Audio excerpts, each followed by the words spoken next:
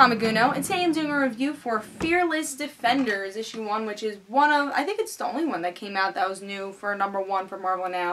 I'm not sure. I think this is the only one that came out that was new.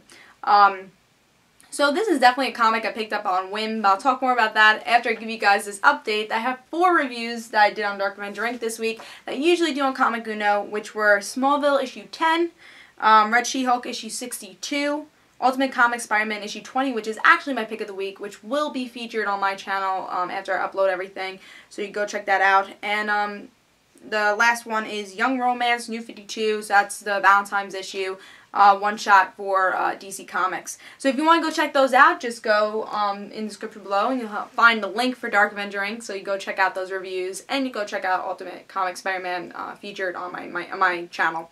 But let's talk about Fearless Defenders issue 1. As I was saying before, I got this comic on whim. I wanted to get the new one. I was like, I really don't know anything about Valkyrie and Misty. I knew Valkyrie was part of the Fear itself after, I think it was like Fearless, the story after that. She was like a main character in that. And of course she's related to the Asgardians and all that. I knew that. I really don't know much about her character. And then Misty, I knew she was in Heroes for Hire comic that was out, I think, like last year. That wasn't really Heroes. It was Heroes for Hire, but had nothing to do with the original Heroes for Hire, and she was like one of the main characters for that. So again, don't know much about these characters, but I was like, oh, it's, it's all-female team, maybe I would like it. It's something different. And I always like giving these issue 1s a chance, because sometimes I like miss a really good comic. And let's see if I like this. Let's talk about the cover. I really like the cover. Another reason why I picked it up.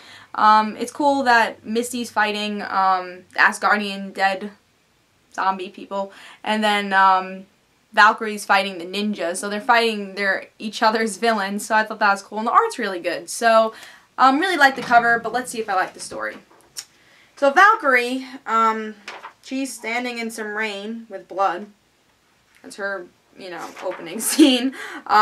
Misty, she's on a mission for the government, well, to get something for archaeologists, and she'll make a lot of money with it. So she goes back to her friend. She seems like she can make a lot of money. They're touching this statue, and music is sounded, and that means the Asgardian dead is resurrected, and Valkyrie hears it because she's Asgardian. And Valkyrie and Misty, they fight together, and it seems like they're going to be on a team for a little while, and because the Asgardian dead is risen up. So yeah, and the girl who's the archaeologist is going to be on the team also, because she wants to be joining the fun. I didn't love this issue, honestly. I don't know much about these characters, and it really didn't make me fall in love with these characters. Didn't make me interested in them. It was like really just generic, I would say, and I guess when they came together, you liked how they kind of bounced off each other. You kind of liked their teamwork. I think the series is more for people who like these characters. If you don't, I don't think you're gonna love it. The story was not totally interesting. Again, I wish they kind of explained these characters a little more. This is Marvel now. They should be explaining for new readers who these characters are. They kind of did, but they kind of didn't. I know comic books, but I don't know much about these characters, and I, again, didn't really like them.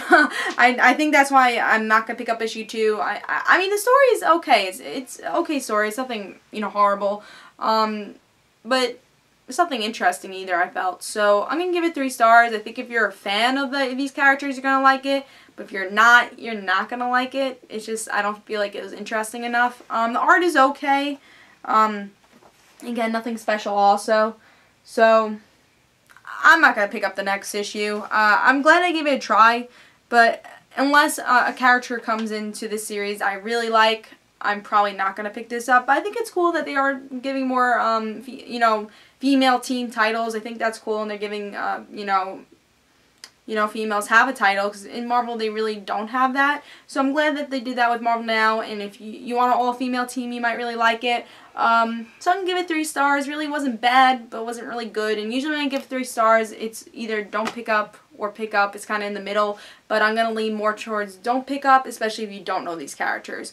So, again, it's okay. Nothing really special, but Oh well. But tell me in the comments below, did you like it? Is it because you do know these characters?